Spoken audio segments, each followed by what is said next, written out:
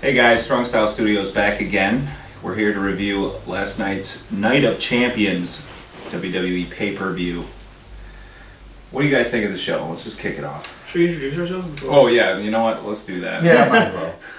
I'm Alex. I'm Justin, the Orange Dream. It's me, Noah. Alright. This pay-per-view was pretty much a one-match show. There was one match that was worth seeing. Everything else was pretty much raw quality.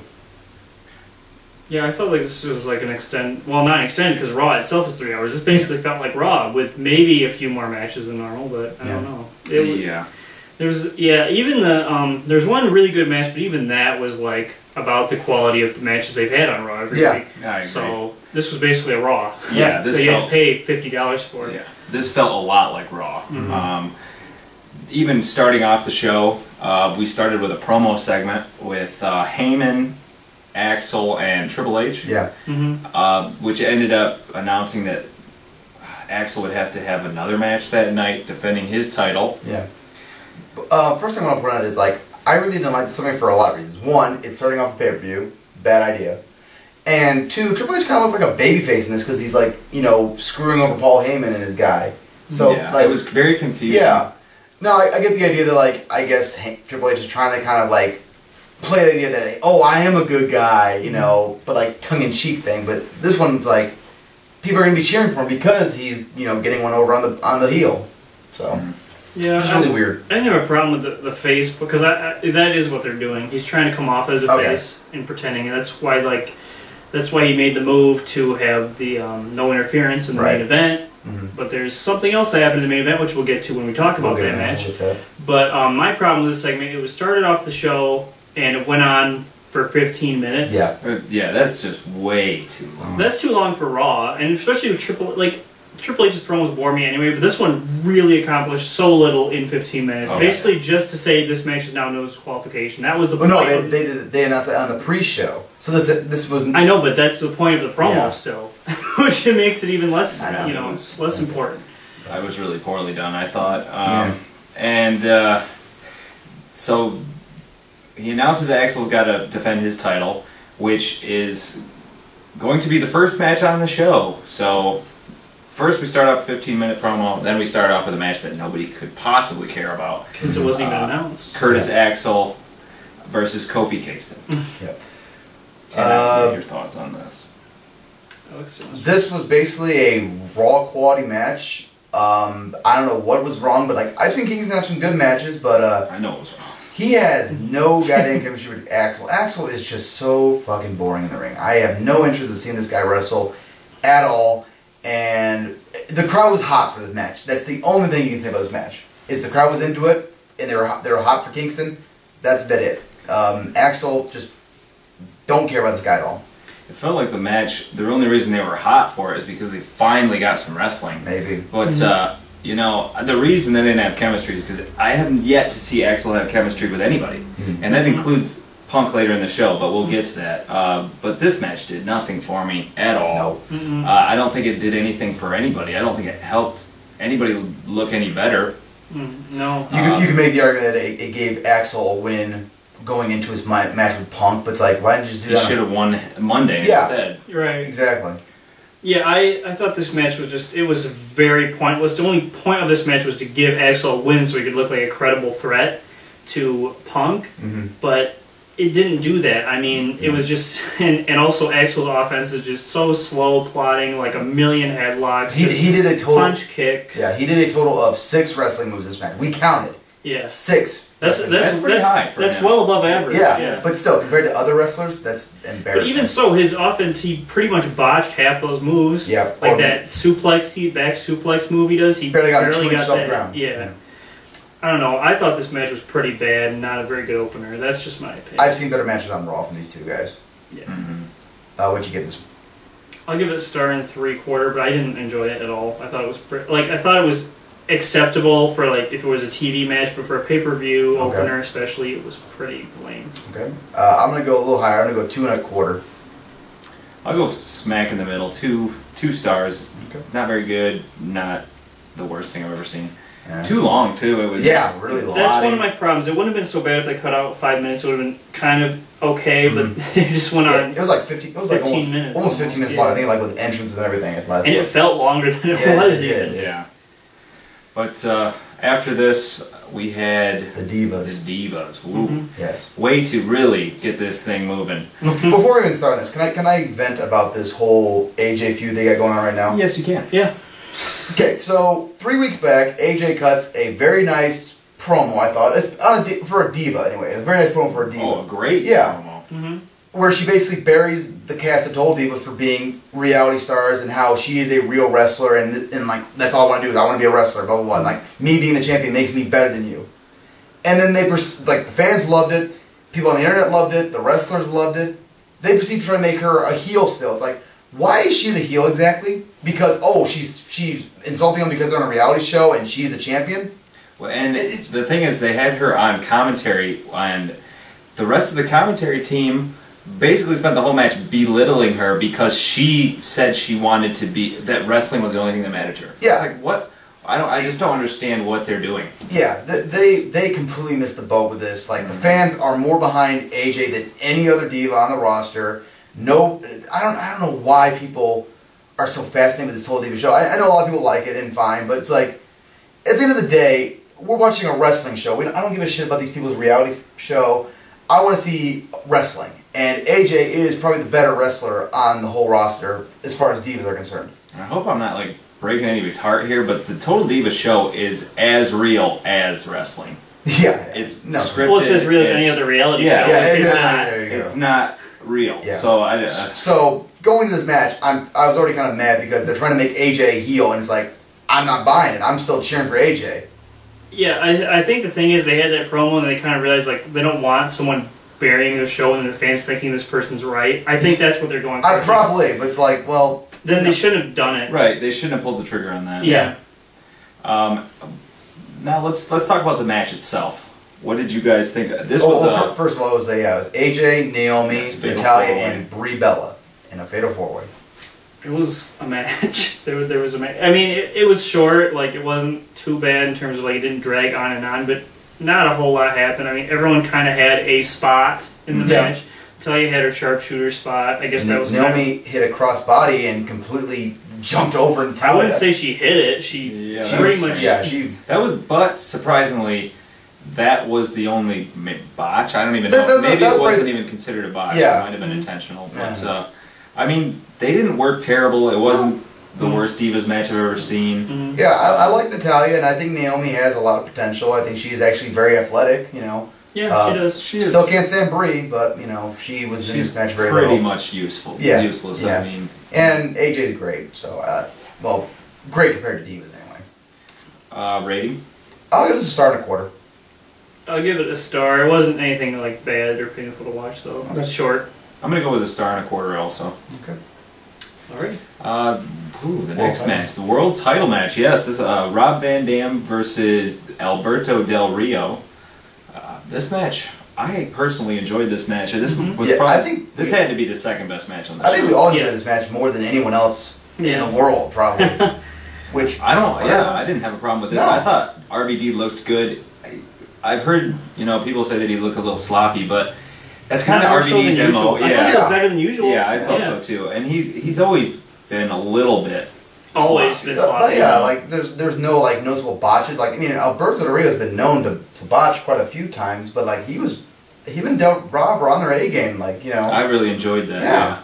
And also one thing I got to credit is like people are saying he was getting blown up. Already was blown up during the match. Like what are you talking about? Like they were going full speed the whole match. It seemed like. Yeah, I didn't notice that either. No, I didn't either. I'm pretty good at spotting that too. Yeah, but like he's old. Okay, I don't think he's blown up. Maybe he just doesn't move as fast as he used to. Yeah, right.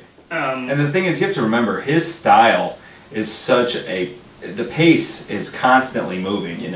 So that's going to be harder to maintain as you get older. Yeah. And I think he's done a nice job to adjust that style, to tone it down, but still be exciting. Yeah. I think he looked a lot better than he did in TNA. He looks like he's in better shape. He's trying a little harder. It's more important to him. Axel gives a damn. Yeah, a Rob Van Dam. I was going to say that I think a lot of people don't like this match just because, like, a lot of people, it was the finish, that's what I was going to say, but, like, it's kind of like if you watch a show, like, maybe even the day after, it's kind of like you're kind of reacting to it, like, you know what I mean? Like, you didn't like the finish, and then that stands out so much, it kind of overshadows everything else that happened in the match, which is understandable, but I think if people go back and watch this match knowing the finish, maybe they'll appreciate it more. Maybe. I don't know. I personally thought this exceeded my expectations. It wasn't anything like amazing, but it was the second best match on the show. I thought both guys brought it as well as you could expect. I thought it was perfectly good. And if this finish would have been, you know, instead of RVD holding on and, you know, getting the count, if he would have just tapped, it would have been a good match, you know, either way to me, because I felt like they built up so well that it was time to end the match either way. So usually finishes like this just drive me crazy, but this was one of the times it didn't really bother me, you know. I knew RVD wasn't going to be the champion. It was a pretty cheap way to keep the feud going, but it's like, well, it's better than RVD winning or Del Rio winning cleanly, you know, or like cheating to win. So I'll take this over one guy losing and then having a rematch on next month for no reason. And I think the reason they did this finish was definitely to extend the feud, but they're extending the feud because, like, who else is in the world title picture right now? RVD's kind of thrown in to begin with, right? Is Christian hurt? He's out of concussion. Christian's hurt. Sheamus is hurt. A lot of the guys, Cody Rhodes is fired. Ziggler's in the doghouse. They've got nobody really to. They got to build someone up in the next month or two to challenge for that title. Well, they got the whole Sandow thing. They do, but he's been losing to Santino. So I hope he doesn't win anytime soon. Really? Right. What you guys give this? I give this 3 1/4. I thought it was pretty darn good. Yeah, I'll go with that 3 1/4. I'm gonna go with 3. Good match. Yeah, good Very match. solid. And also RVD hitting the Van Terminator thing was awesome. Yeah, that was sweet. He hit that good. Yes, he did. And you pointed out that they tried to give him more room by like having the chair out more and having him out a little more, but he like almost overshot it. Yeah. So he hit him like flush, basically. He crushed him with it. Yeah, I don't think that they expected RVD to still be able to jump as far as he can. So they overcompensated for sure. That is fucking impressive for a guy of RVD's age to be able to make that still. And the thing is, WWE rings are bigger than any other ring. I think 20. I believe they're at least 18. I believe they have the biggest ring of any promotion. That's a long ways to go. It's bigger than TNA's ring. That's for sure. Bigger than any indie ring by quite a bit. Oh man, I'm forgetting the card. Fandango. Yeah, the Fandango. Oh, this is a forgettable match. Yeah, of course. Versus The Miz. You two didn't even know this was on the card. No, it was announced for the card. I heard something about it on the radio because we went to a live show in East Lansing and Fandango did like a call-in thing, and he said he was facing The Miz, so that's the only reason I knew. They didn't even put it up on the website. No, they announced it via radio. All right. Local radio. Via local radio, yeah. Did Fandango have the voice going on in the radio interview? He seemed like he couldn't care less about this. Oh, okay. So he didn't have the voice going on. Yeah. Not really, no. Anyway, let's get to this match. This was a Raw match, basically. I mean, this was forgettable. Yeah. Because I really don't remember. Can't remember it. I will say this. It was not nearly as bad as I thought it would be. They worked pretty good, but like the crowd could not give a fuck less about these guys. Like they made no reaction at all. Fandango's basically they've messed up this guy's push, whatever that they're going for. Miz is a horrible babyface and nobody likes him. So, why would the crowd care about this match? All right, that's pretty much well said. I mean, give me one reason to care about this match. And the thing is, the match itself was just not really well structured. The finish, it didn't feel like they were building towards any sort of finish. I mean, I knew it when I saw it, but it just felt like it was too soon or something. I don't know. I would say Miz did a pretty good job of like working the leg the whole match. I would say. I don't remember what Fandango was like doing the whole match. I think it was like working. Well, was there ever a spot before the figure 4 where you thought that Fandango might tap out? Not really. No. Yeah, I mean... there were no false finishes at all. Yeah. To give you an idea, like we went to a house show Friday before the pay-per-view, and I think the match there was probably better than the pay-per-view match. Yeah, it was. It was better. Well, this felt like a house show match. It did. They were just... Neither guy... Not only the crowd not caring, neither guy really cared that much. They worked a very basic match. They kind of just tried to get through the match. Kind of just by the numbers. So yeah, very forgettable. I give it 2.5. It was, you know, I would say like they had like some story to it, the match, but like just if the crowd had been actually into it, I probably would have liked it a little more. Yeah, I'll give it 2. I mean, there's just not much there. It wasn't necessarily like a terrible match or anything. Just who cares? Oh, again, I'm going to be right in the middle, and I'm going to go with 2.25. All right. Just below decent. Yeah. What was next, Alex? It was Curtis Axel and Paul Heyman. You're forgetting every single thing. This is why I'm the host usually. Yeah. It was Curtis Axel and Paul Heyman. Don't bury me on camera. Too late. It was Curtis Axel and Paul Heyman taking on CM Punk in a no disqualification handicap elimination match. Three stipulations in one match. Ooh. And also the third appearance of Axel. Well, there was a backstage segment. Yeah, there was the opening promo, opening match, backstage segment, and then this match. So we got like an hour of Curtis Axel. Too much Axel. What did Detroit do to deserve this? Well, then there's a lot that Detroit did, let's be honest. Well, they just keep getting shit on. I guess WWE joined in on the party, so yeah. Anyway, what do you think of this match, Justin? I didn't think this match was terrible, given what basically this match did what it was supposed to do. I feel like, like Axel, I knew he wasn't going to do anything, so like this pretty much met my expectations. Like his match with Punk was pretty short and pretty non-offensive. Then the stuff with Heyman was pretty entertaining. Told the story well enough. I thought it did what it had to do. Basically. Yeah, I agree. Do you want anything to add? No. Yeah, I mean, I thought, like you said, it was decent.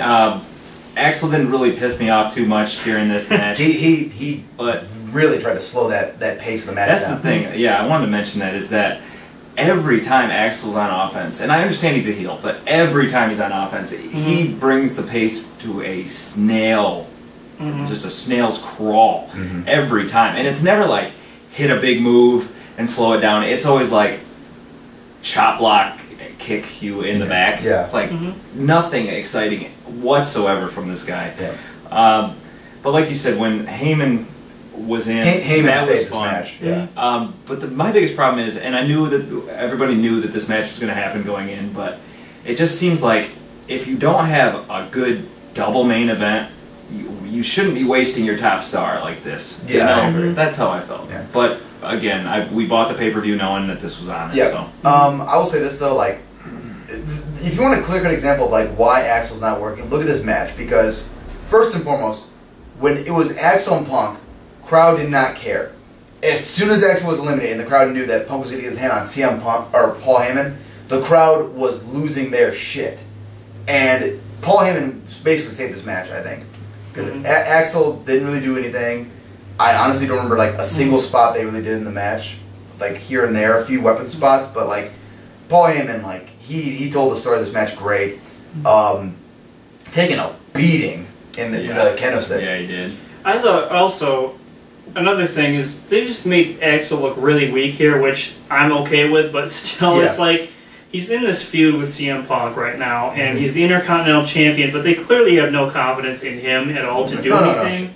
And I just don't understand why they're even featuring him if they clearly don't think he can cut it. I don't know. Well, the thing is, it's funny because this match was... Well, it's funny that you mentioned that because during this match, at the end of the match, Ryback comes in and puts Punk through a table. Yeah, puts Punk through a table, and it was almost like a metaphor that, like, okay, we know that you guys don't respect Axel. Let's try this guy. Yeah, you know. So. Here's the thing: do I mind the finish with like a guy coming out and attacking Punk? No. Why the fuck does it have to be Ryback? We don't like Ryback. We've never liked Ryback. Stop trying to make this guy work. It isn't working. Stop trying to make Ryback happen. It's not gonna happen. It ain't gonna happen. I would have rather had been Biggie Langston out of nowhere. Or here's a great idea. Cassius Ohno. If Cassius Ohno had come out and put Punk through a table, I would have shit myself. Well, and I think half the internet would have shit the only himself. thing is you want someone that people can recognize, I think. But my big problem is that, like, first... Punk and Lesnar are real Paul Heyman guys. Yeah. And we know that, and we get that. Yeah. But Axel and Ryback, come on. There's no way in hell that Heyman, before he was in WWE, would look at these guys and see stars. Ever. No. He wouldn't hire these guys for ECW. He would never... He wouldn't want them in OVW. You know, so don't try and put that on us and make us believe that. Yeah. Plus, I don't know. I know Ryback's improved somewhat since last time he was in a feud with CM Punk, but he had a pretty decent feud with, like, he had, you know, kind of a long-ish feud with CM Punk just last year, and that didn't work at all. No, if anything, I would venture to say it probably hurt CM Punk's momentum.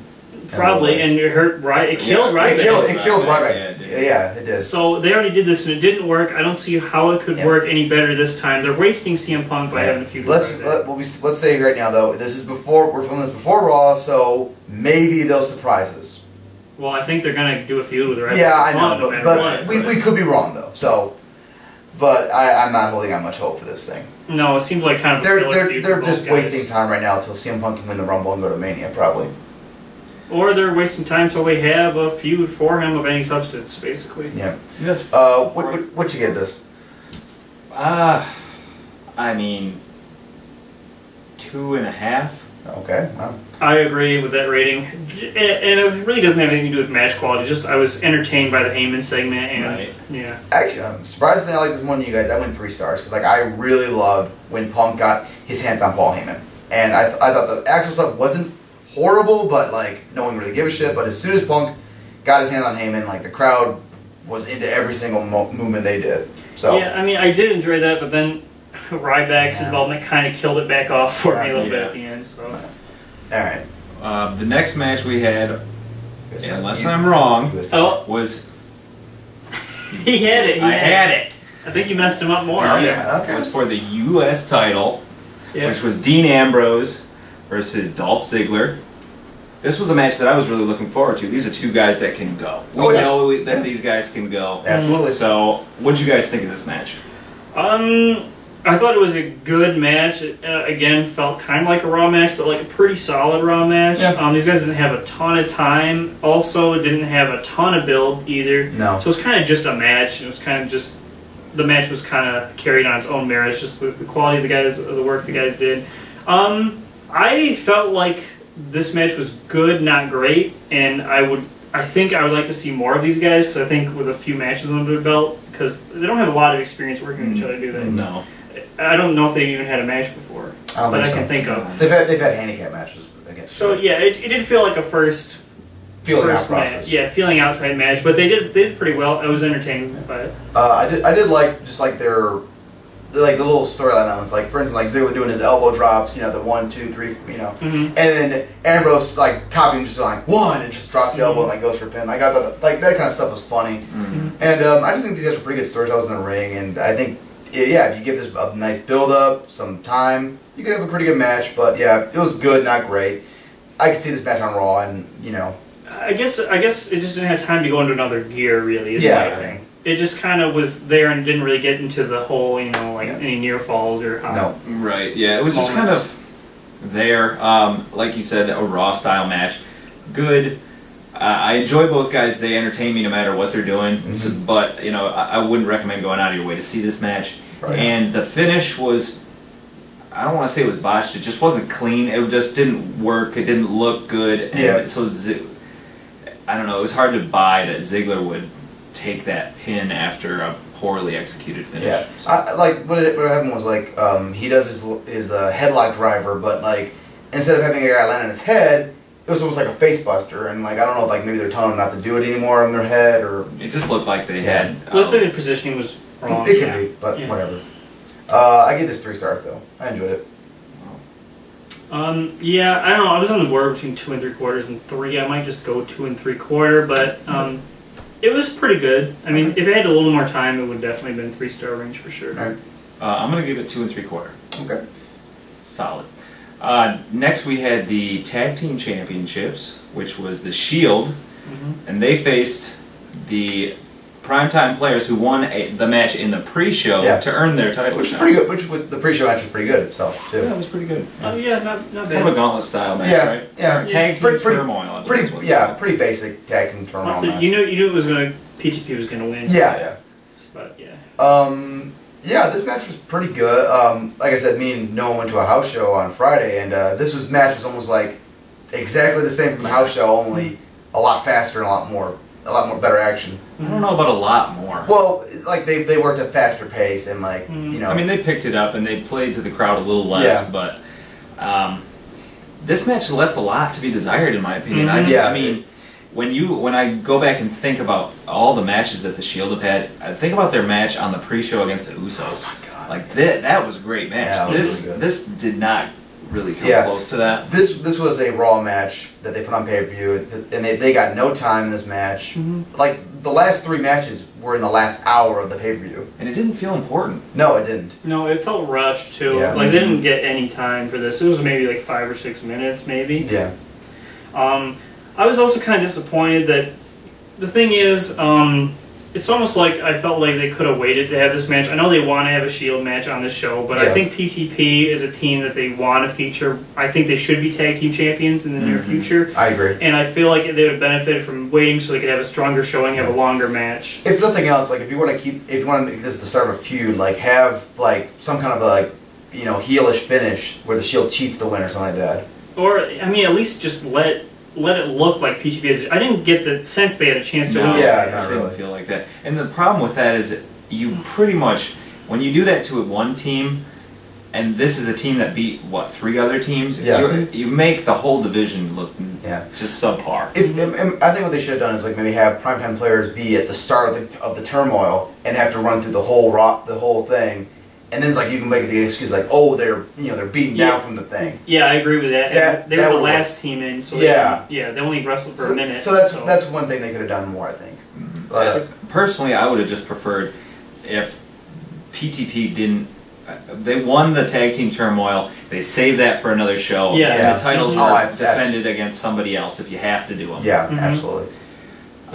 Yeah. So what's your ratings here? I give it 2 1/4. Like it wasn't bad. It was just short, and I just wanted more. Yep, 2 1/4. Yep, same here. All right. And next we had the main event, which was the challenger Daniel Bryan versus the champion Randy Orton in a no disqualification. No interference allowed. No interference allowed. Yes. Guess that's completely different. Yeah, totally. I don't know what they would have done if there was any interference, but they didn't really say. They just said you can't interfere. No interference. No.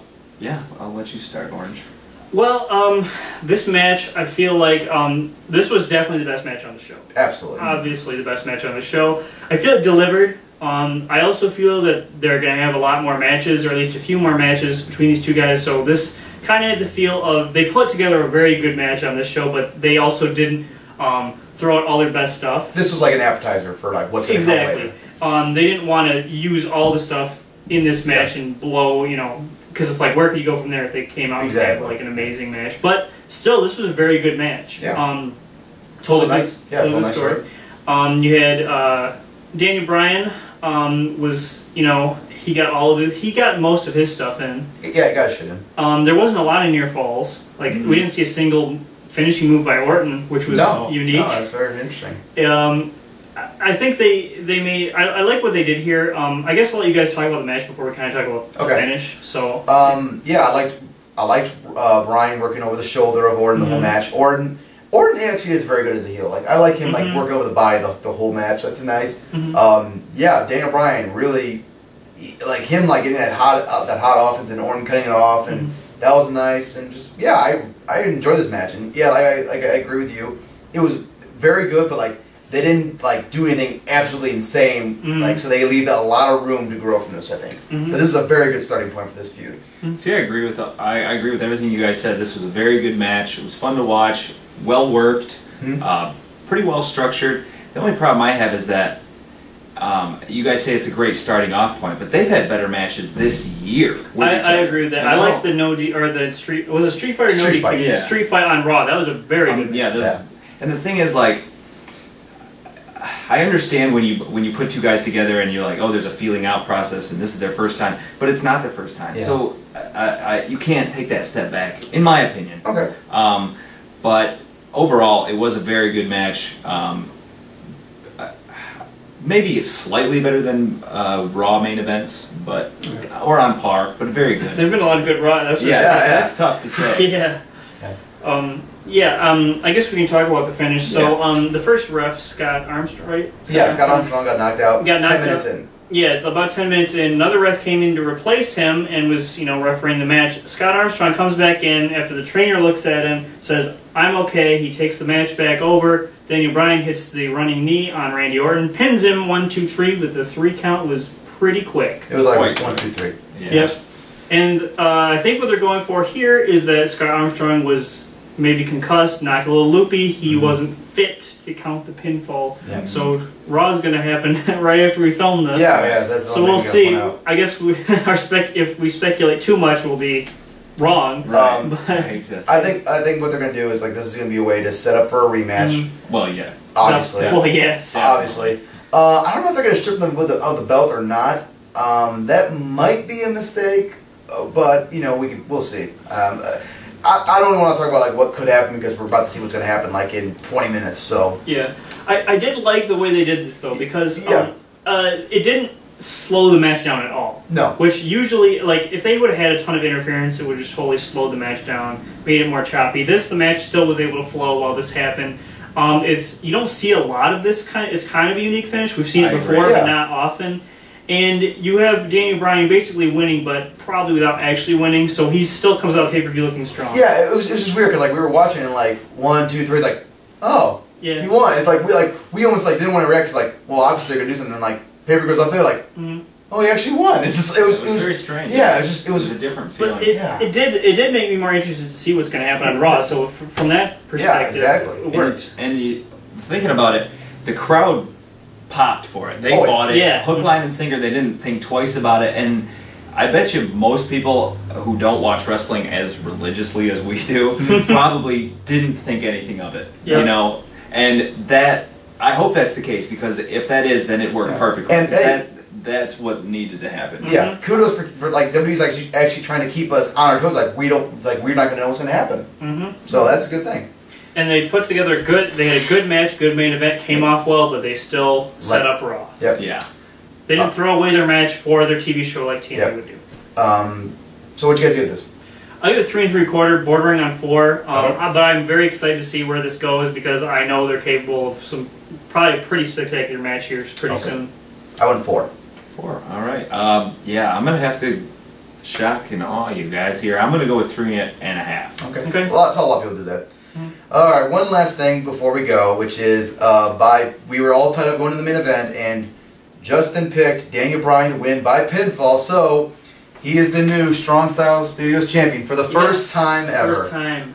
It's the first time for everything. Yep. I'm now growing out my heel. And it'll be the last because I'm never gonna lose. Bullshit. Keep dreaming there, Orange. All right. Thank you for guys for joining us. Okay, go. Oh, wait, we got what overall. Are we rating this show? I forgot. That's why I'm the host. Yeah, you got to there. You're fired. I'm going to give this 5.5. That might be kind of low, but I didn't think there was much on the show. It was basically a one-match show, a lot of average matches. Not anything too horrible, but nothing besides the main event and the Del Rio match, which had a shitty finish. Yeah. There wasn't anything else to even consider sitting through on this show. So I'll agree with that. I'll go with 5.5. I was thinking about going 5.5. I feel like I should go a little lower because my ratings were, but I don't know. It was enjoyable to sit through, so I guess I'm just going to stick with 5.5. All right. Yeah, probably the weakest show of the year. Probably the weakest show of the year, but definitely not the worst show of the year. That's definitely taken by TNA. This is always a filler pay-per-view, so... Yeah, we're really surprised at this point. This is about the time of year when, after SummerSlam, WWE's got all these great ideas, like what they want to do with the Royal Rumble and what they want to do with Mania, but they got way too much time, so they're like, well, let's just play in the mud. I'm hoping that this Daniel Bryan-Orton feud can keep us at least somewhat entertained. But as long as Bryan's in the main event, I'm okay with that. Yep. All right. So, from your boys here at Strong Style Studios, take care.